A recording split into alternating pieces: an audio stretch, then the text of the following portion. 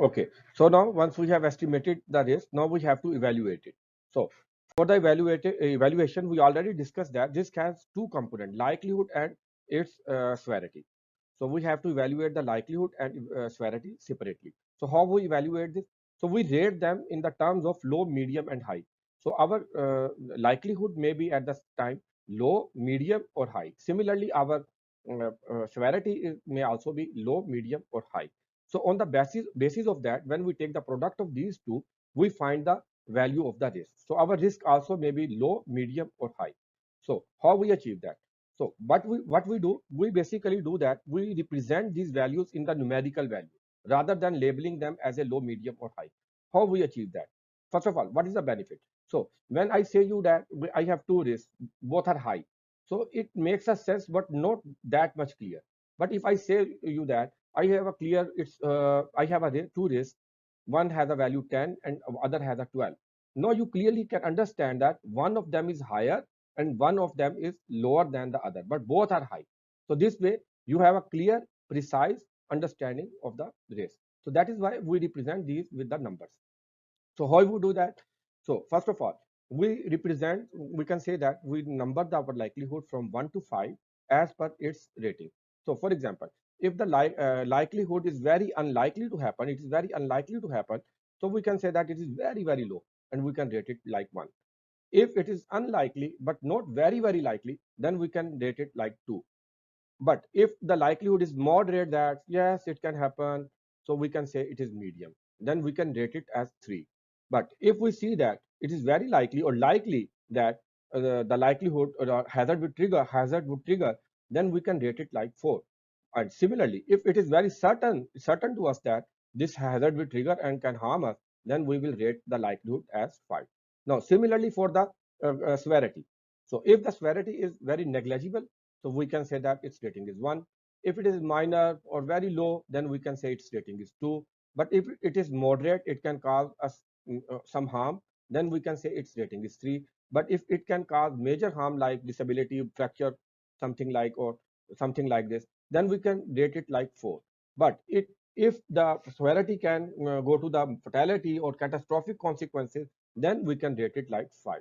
No, we know that how to rate the likelihood and consequences. So once we have their rating, then we take their product and we will get the rating of the risk.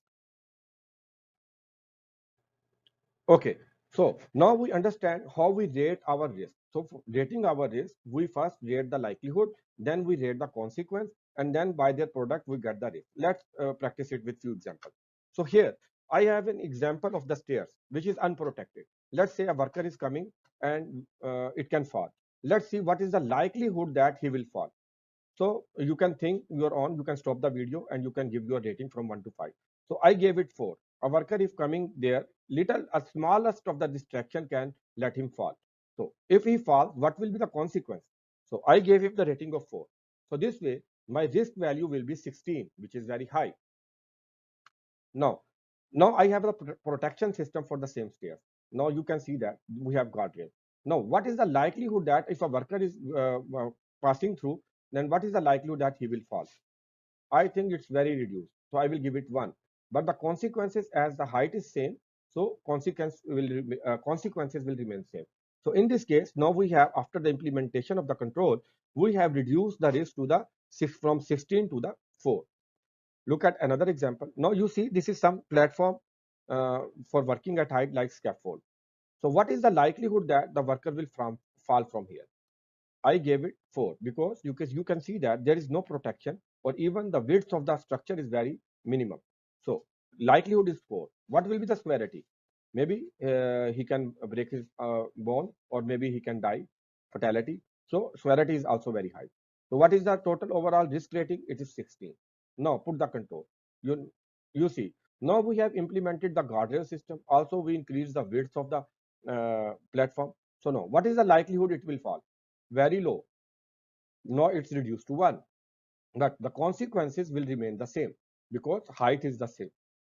So what is the overall risk now? 4, which is low. Now, previously we saw two examples where we reduce the likelihoods. Now let's see how to reduce the consequence. So here is a paint which is very dangerous for health. It is irritant. So what is the likelihood it will impact? Considering we are not using proper PPs, we have some safety precautions, but not very good. So likelihood is 3. But what is the severity here? Serious, 4. Now, with what is the total risk value rating here? It is 12, medium. Now look at, we have a new paint which is safer than that, and it is not irritant. So no, conditions, other conditions, precautions are same, but we change the paint itself. Now what is the likelihood? As we did not change any safety measures, so likelihood will remain the same. But the consequence, which was the property of the paint itself, now we have a lesser hazardous paint, so the severity will be reduced. So it is now 2. So what is the residual risk now? It is 6, which is moderate or low. So you see that this way we can evaluate the risk by using likelihood, severity, and we can implement the control measures, and we can check what is the risk rating now.